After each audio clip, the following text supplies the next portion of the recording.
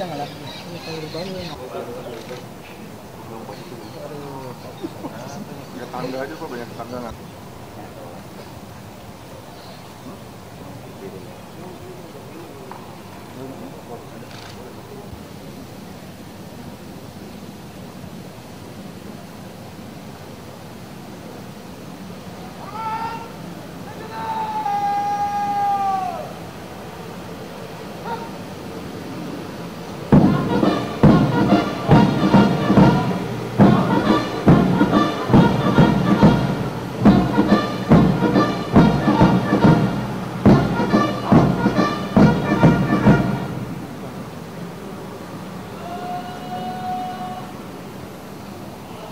Dan tolong dan.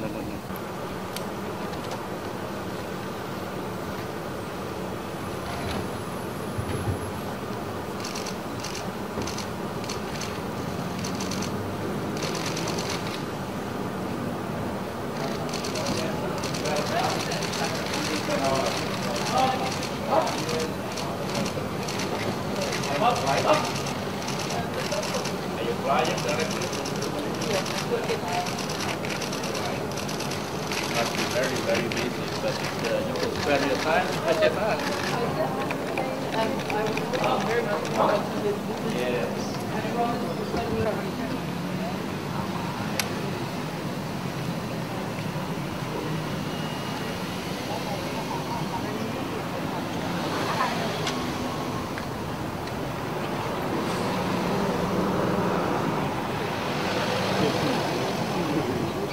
Follow.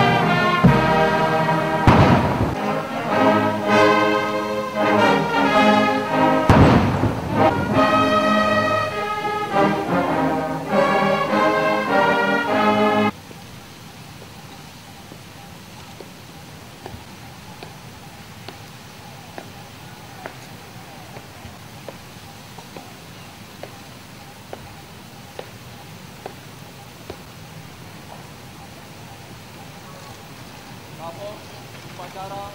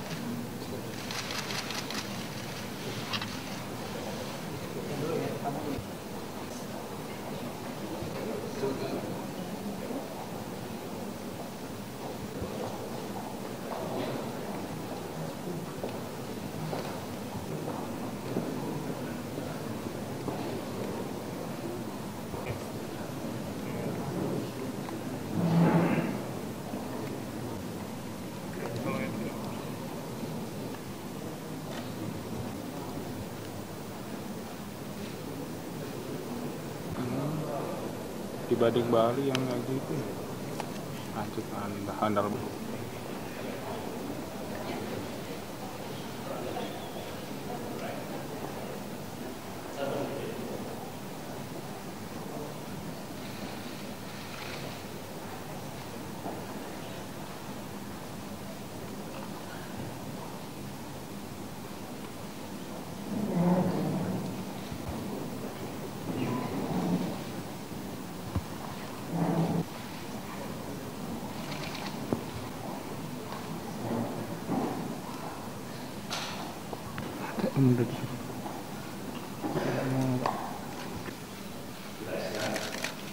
Bismillahirrahmanirrahim. Yang dari Jerman dan delegasi pertama-tama sekali datang di Indonesia. Kunjungan yang mulia sangat penting, kerjasama dan pertukaran keluarga, dan kunjungan ini bertepatan hubungan diplomatik Jerman dan Indonesia. Sebagaimana sebagai contoh satu saja, volume perdagangan kita tahun lalu mencapai 6 masa depan. Kunjungan yang mulia juga akan ditandai dengan diluncurkannya comprehensive partnership di antara kedua negara dengan akan membawa manfaat kepada kedua bangsa kita, kedua rakyat kita. Ada beberapa hal yang nanti untuk meningkatkan kerjasama kita. Namun demikian, saya persilahkan.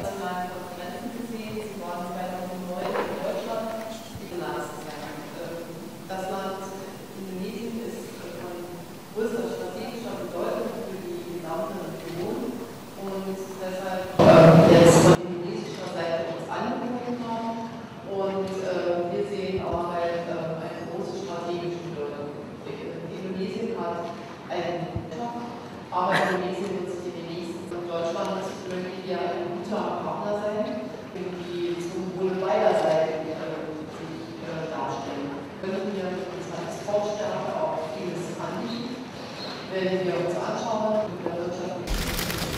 We now conduct a joint press conference by the President of the Republic of Indonesia and the Chancellor of the Federal Republic of Germany.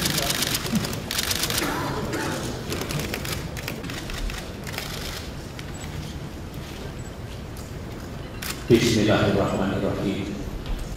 Angela Merkel dan delegasi, para wartawan yang saya cintai, hari ini Indonesia mendapat kehormatan menerima kunjungan Ibu Angela Merkel, kunjungan pertama dalam kapasitas beliau sebagai Kanselir Jerman memenuhi undangan saya.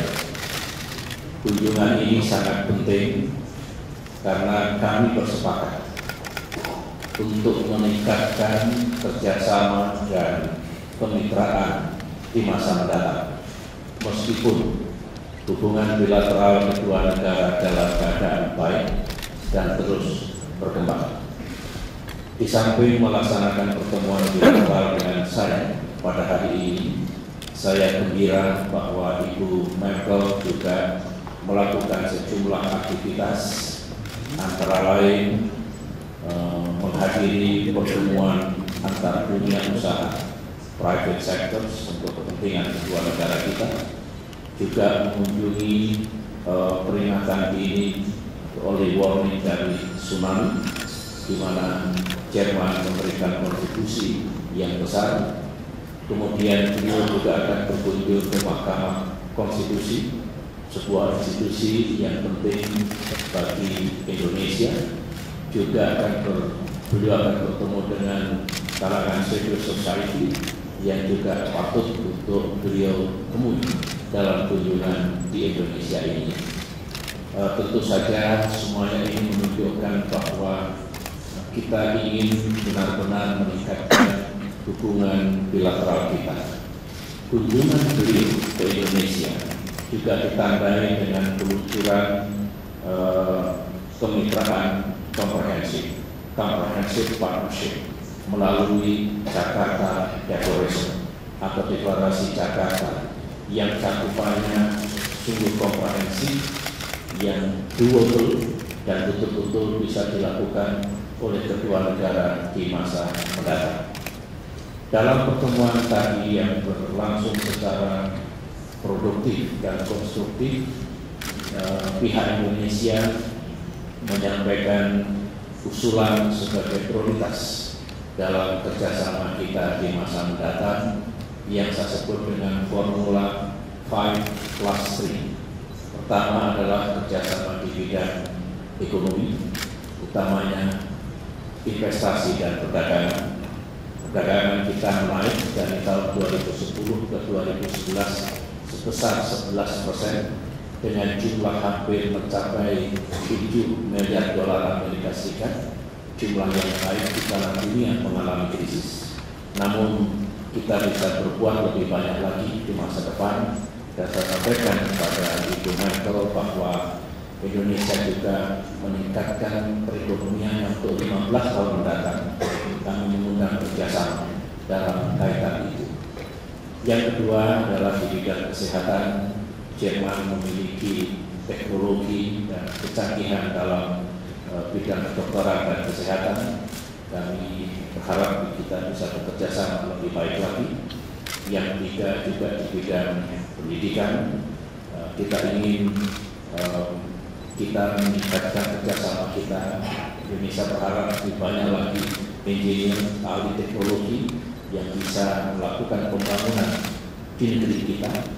Yang keempat di bidang riset dan teknologi, yang tentu semua tahu Jerman memiliki keunggulan dan kita bisa menjalin kerjasama yang baik. Kemudian yang kelima adalah kerjasama di bidang pertahanan, bukan hanya industri pertahanan, tapi kerjasama pertahanan dalam arti yang luas, termasuk di dalamnya kerjasama kepolisian. Itu 5 prioritas yang Indonesia usulkan. Sedangkan 3 yang lain adalah kerjasama di bidang pertanian dan food security. Ini sangat penting. Lantas yang kedua di bidang energi terbarukan, termasuk lingkungan dan juga energy security. Dan yang terakhir adalah transportasi, termasuk transportasi laut. Itulah hal-hal penting yang saya sampaikan tadi, dan saya senang karena respon dari Ibu Merkel positif untuk kita betul-betul menemukan kerjasama yang real, yang konkret, yang bisa kita laksanakan di tahun-tahun mendatang. Kemudian tentu kami membahas perkembangan situasi global. Saya senang karena Ibu Angela Merkel juga menjelaskan perkembangan situasi di Eropa. Saya juga menjelaskan perkembangan situasi di Asia Tenggara, termasuk situasi ekonomi di negeri kita sendiri. Itulah saudara-saudara hal-hal penting yang kami bicarakan tadi dalam pertemuan bilateral, dan sekarang saya persilakan Ibu Angela Merkel untuk menjelaskan pertemuan kami dan kunjungan beliau kepada saudara semuanya. Satu lagi yang saya mau menyampaikan, waktu saya bertemu dengan Ibu Merkel beberapa tahun lalu di Helsinki, kami mendiskusikan kerjasama dalam rangka tax law. Beliau mengatakan bahwa kerjasama itu bisa dilakukan oleh Jerman, program yang diabadikan untuk kepentingan rakyat Indonesia, pendidikan, kesehatan, lingkungan, dan kemudian program itu ternyata berjalan dengan baik. Oleh karena itu saya mengucapkan terima kasih dan penghargaan kepada pemerintah dan rakyat Jerman untuk itu semua. Demikian dari saya, Ibu, secara tersilakan. Und es ist unschwer festzustellen, dass Indonesien seitdem eine rasante Entwicklung genommen hat. Herzlichen Dank, Herr Präsident, für Ihren warmen Empfang, den Sie uns gegeben haben, und herzlichen Dank auch dafür, dass wir die Jakarta-Erklärung zu Ende verhandeln konnten und mit dieser Erklärung unsere Beziehungen auf eine neue, umfassende Stufe stellen und eine gerade auch im Wirtschaftsbereich strategische Zusammenarbeit entwickeln. Indonesien hat noch einen weiten Entwicklungsweg vor sich. Sie haben viele sehr stark wachsende Volkswirtschaften hier in der Region, und wir freuen uns, dass Deutschland ein wichtiger Partner in dieser Entwicklung sein wird und dass wir diese Entwicklung auch auf ein sehr breites Fundament stellen wollen. Sie haben die Bereiche genannt, in denen wir eng zusammenarbeiten wollen. Ich will ausdrücklich sagen, dass ein Land zu regieren mit fast 18.000 bewohnten Inseln und vielen ethnischen Herkünften natürlich eine große Herausforderung ist, und umso mehr schauen wir auf sie als ein Modell auch einer friedlichen, toleranten Entwicklung zwischen den verschiedenen Religionen. Das war auch der Grund, warum ich heute eine Moschee und eine christliche Kirche besucht habe. Wir können in den Bereichen der Wissenschaft eng zusammenarbeiten und kooperieren. Das Tsunami-Warnzentrum wird ein Beispiel dafür sein. Wir haben eine Wirtschaftsdelegation bei uns und wir wollen auch in Bereichen zusammenarbeiten, die von großer Bedeutung sind für eine friedliche Entwicklung in der Region, zum Beispiel bei der Abhaltung von Friedensmissionen, bei der Frage der technischen Zusammenarbeit. Und hierzu ist zwischen unseren Ministerien der Verteidigung ja auch am 27. Februar 2012 schon eine umfassende Abmachung getan worden. Die Außenministerien werden unsere Erfüllung der Jakarta-Erklärung überwachen und dann auch sehr spezifisch festhalten, wo sind wir vorangekommen in den Gebieten, wo müssen wir noch mehr tun. Und ich will ausdrücklich auch die Rolle Indonesiens würdigen, die sie im internationalen Verhandlungsprozess zu den Klimaverhandlungen gespielt haben. Indonesien war Gastgeber der Klimakonferenz und Indonesien hat immer in dem sehr großen Spannungsfeld zwischen den Entwicklungsländern und den Industrieländern versucht, eine konstruktive Rolle zu spielen, und dafür auch mein Dank. Wir haben über die Entwicklung der erneuerbaren Energien gesprochen. Indonesien hat sich ein Ziel gesetzt, also sehr anspruchsvoll, 25% erneuerbare Energien bis zum Jahre 2025 und damit auch Reduktion von CO2. Das ist im Blick auf die einzigartige Biodiversität von größter Bedeutung. Wir haben darüber gesprochen. Sie haben darauf hingewiesen, dass Sie hier auch ein Moratorium verfügt haben. Und ich glaube, das sind sehr, sehr wichtige Dinge, in denen auch Deutschland Indonesien zur Seite stehen möchte. Herzlichen Dank noch einmal für unsere wirklich breite und intensive Diskussion. Ich habe auch die Lage in der Europäischen Union, insbesondere in der Eurozone, dargestellt. Und ich glaube, Indonesien ist ein wichtiges Beispiel dafür, dass Wirtschaft nachhaltig wachsen muss. Unter der Präsidentschaft von Präsident Yudhoyono sind die Staatsschulden von 80% Anteil vom Bruttoinlandsprodukt auf 24% gesunken. Das ist ein Beispiel dafür, was in Europa noch geleistet werden muss, und das in wenigen Jahren. Das ist wirklich ein sehr anspruchsvolles Ergebnis, und da können wir uns in Europa noch sehr anstrengen. Kepada pers yang ingin mengajukan pertanyaan, baik pada beliau. Die Situation in der Eurozone dargestellt. Krisis tahun 2008-2009 yang berawal dari Amerika Serikat, maka dampaknya sampai saat ini tidak sebesar krisis yang terjadi 2008-2009.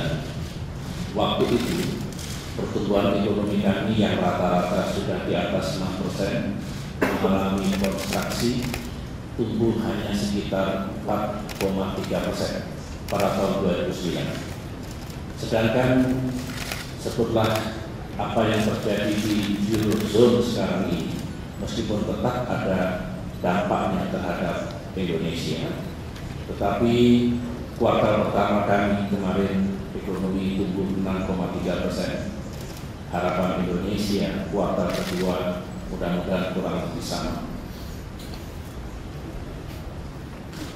Kalau melihat apa yang terjadi pada ekonomi di negeri kami saat ini, mudah-mudahan tidak lebih berat apa yang Indonesia alami dibandingkan tahun 2008-2009 yang lalu.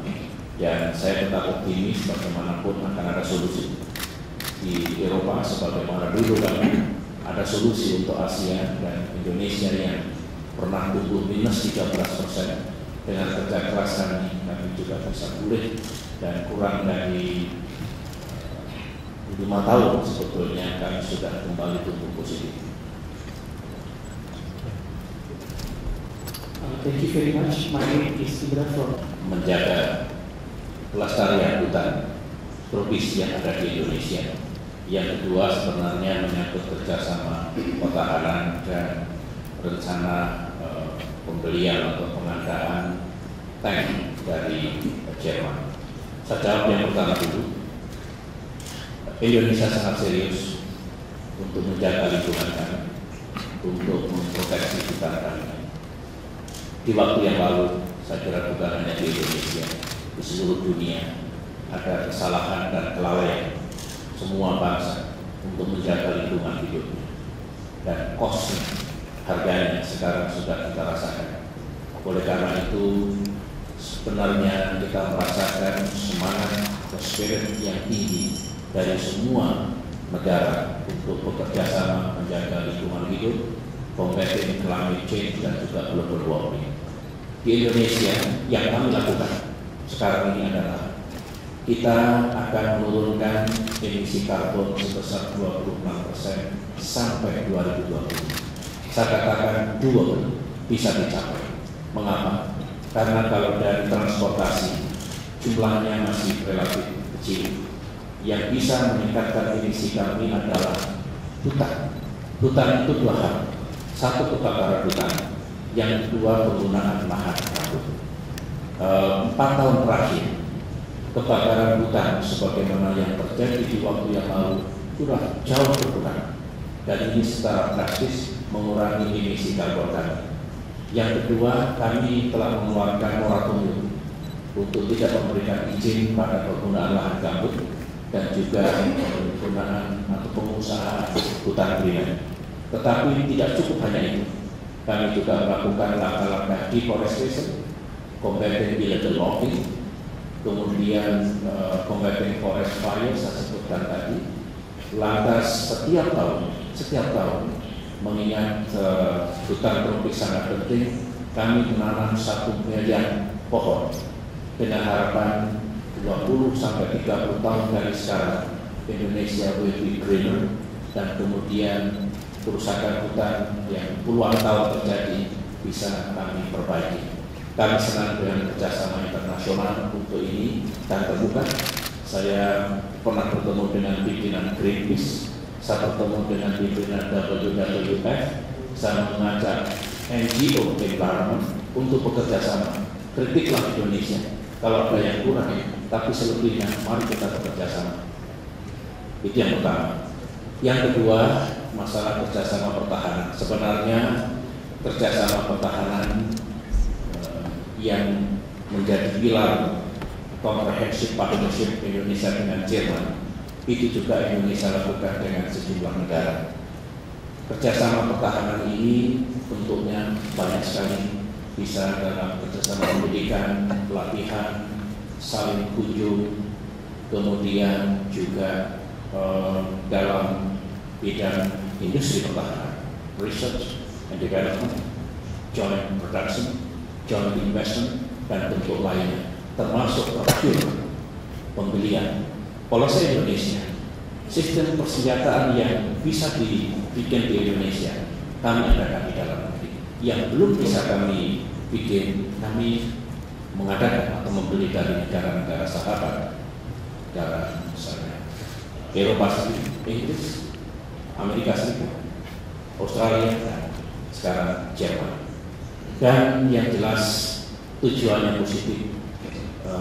Di ASEAN tidak ada lagi sebetulnya semacam hostility di antara kami. ASEAN saya menjadi ASEAN Political and Security Community.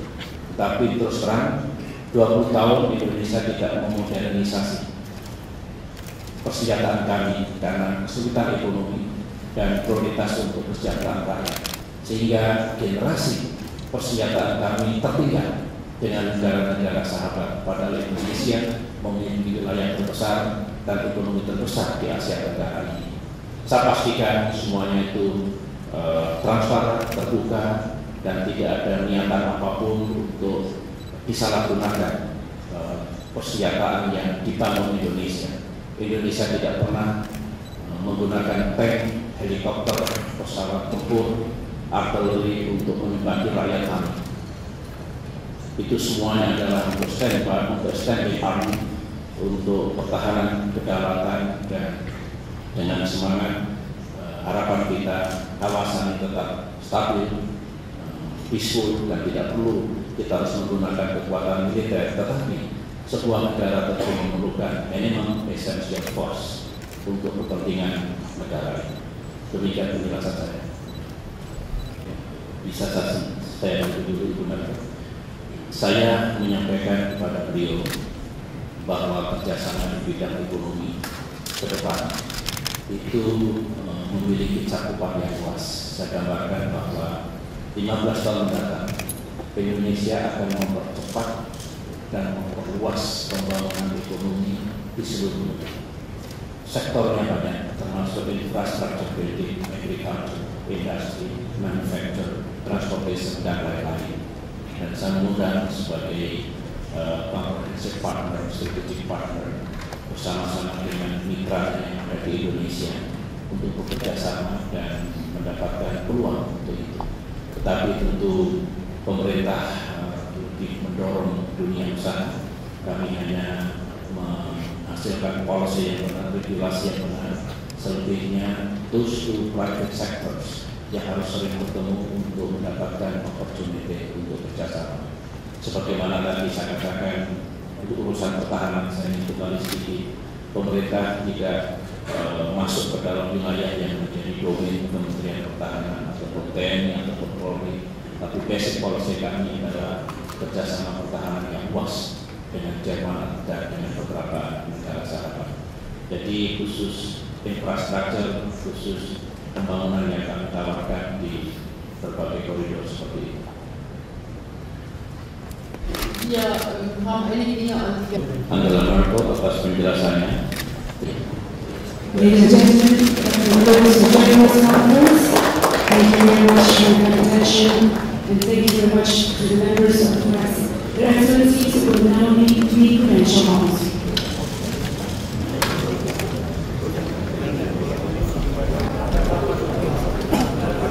Di dalam deklarasi Jakartanya tidak menyebut angka, tapi di dalam bilateral disebutkan bahwa kita mentargetkan volume perdagangan kita meningkat menjadi 12 miliar US dollar di 2014. Sekarang ini kan sekitar 7-an. Jadi itu achievable kok bisa.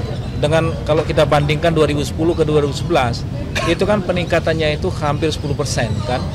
Ya, jadi kalau misalkan kita sekarang sudah berada di 7, kemudian 7 tahun depan itu sekitar tahun 2011 itu 7, 2012 ini sudah sekitar 8 lebih, itu kan 7,9.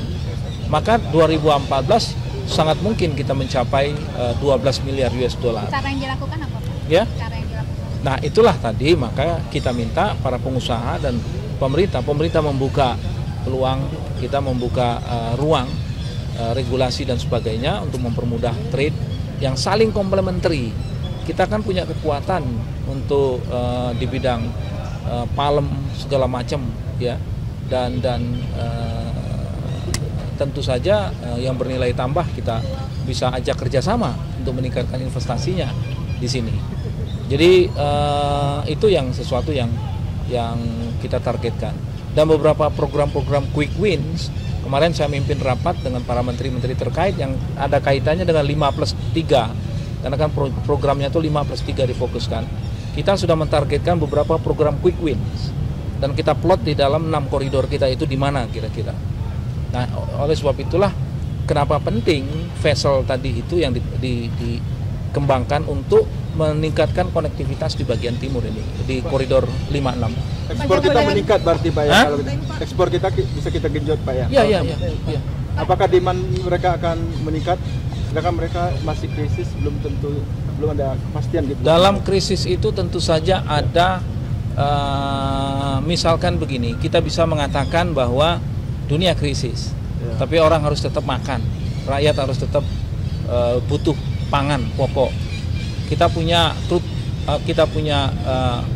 minyak goreng, kita punya crude palm oil, yang bagaimanapun itu akan tetap dibutuhkan. Kita punya coklat, kita punya karet, kita punya apa, yang memang komoditas yang sulit untuk digantikan oleh negara-negara lain, dan itu dalam jumlah tertentu itu tetap akan dibutuhkan. Pak, Jakarta Declaration itu termasuk free trade ya Pak? Semua. Kita Ini tidak free bicara trade, ya? free trade. Kita tidak bicara free trade, kita bicara dalam konteks Comprehensive Economic Partnership Agreement. Jadi strategic partnership yang kita naikkan. Jadi hubungan kita itu kita angkat menjadi strategic partnership.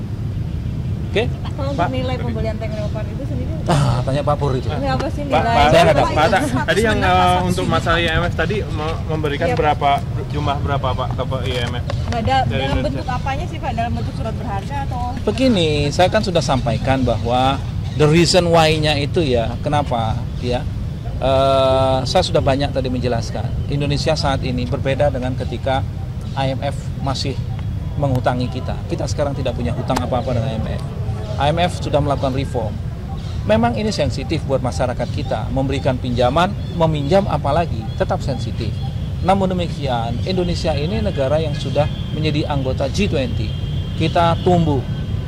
Ketika ada persoalan pada ekonomi dunia, maka masa Indonesia diam saja, sementara negara ASEAN lain memberikan kontribusi. Maka orang akan melihat Indonesia sebagai negara yang tidak memiliki keinginan untuk memecahkan persoalan, membantu persoalan ekonomi dunia. Yang notabene kalau persoalan ekonomi dunia tersebut kolaps, ya, maka kita pun terkenanya. Semua akan kena. Walaupun Ibarat kita butuh dana untuk pembangunan kita di timur tidak atau gimana, Pak? kita tidak mengambil dana dari APBN. Kita hanya mengkonvert saja dari devisa cadangan devisa kita yang ada di BI, dari katakanlah uang menjadi bond, menjadi surat berharga. Surat berharga ini devisa kita. Kalau devisa kita sekarang 115 miliar US dollar, ya tetap saja 115. Ini sebelumnya sudah dibicarakan dengan DPR, Pak. Ya, ini kan soal bagaimana bilateral kita, dan itu terkait bukan menyangkut APBN ini. Namun BI kan tidak di bawah instruksi presiden Pak.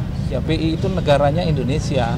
Jadi dalam hal ini berarti ada intervensi dari presiden Pak? Enggak ada intervensi. Berarti berapa devisa itu Pak yang Obligasinya akan berapa sih, Pak? Ya? Itu nilainya berapa? Oke, cukup ya. Pak, nilainya berapa Pak yang devisa yang diberikan kepada IMF? Kenapa? Kalau boleh tahu berapa, dengan biaya berapa yang diberikan ke IMF? Apa? Biaya Devisanya. apa? Devis yang Enggak, nilai Mas 1 miliar. Nilainya. 1 miliar US dollar. Iya. Di Laos Cabos saya melihat bagaimana semua negara termasuk Vietnam pun sektor tidak salah 2 miliar dolar, kemudian Filipina 1 miliar dolar, kemudian China 43 miliar dolar, kemudian ada yang 20 miliar dolar, berbagai macam. Indonesia kalau kita mau lihat angka 1 miliar dolar untuk size Indonesia, ya tentu angka itulah yang paling kita lihat, ya kan? Angka itu. Walaupun orang melihat Indonesia harusnya lebih besar dari Vietnam, tapi kita paling tidak ada good faith di situ sebagai bagian daripada negara yang ada dalam G20 dan juga negara emerging yang bisa memberikan kontribusi bagi menyelesaikan persoalan ekonomi dunia. Dan uang itu ingat, bukan untuk digelontorkan ke Uni Eropa, tapi itu adalah second line of defense dari IMF kalau terjadi sesuatu yang mengakibatkan negara tertentu mengalami persoalan. Jadi kita jangan merasa diri kita itu, jangan-jangan nanti tetangga-tetangga kita atau negara tertentu yang lain yang terkena dampak, kan IMF akan membantu. Jadi kita harus juga memikirkan itu. Barangkali saudara kita di Afrika yang terkena pukulan, ya IMF harus membantu. Nah, kita secara tidak langsung sudah berkontribusi terhadap persoalan-persoalan negara-negara tertentu yang mengalami persoalan. Itulah cara kita bernegara, itulah cara kita bergaul secara internasional. Dalam keadaan sulit, kita bisa membantu. Ingat, kita pernah mengalami kesulitan dan orang membantu. Ingat, ketika tsunami datang, semua orang membantu kita. Dan kita harus menjadi bangsa yang generous juga, ya. Jangan juga kita, ngapain kita bantu-bantu orang? Ingat, bahwa manusia itu juga kadang-kadang dibantu orang. Oke? Nah, ini nilainya 1,1 M ya Pak?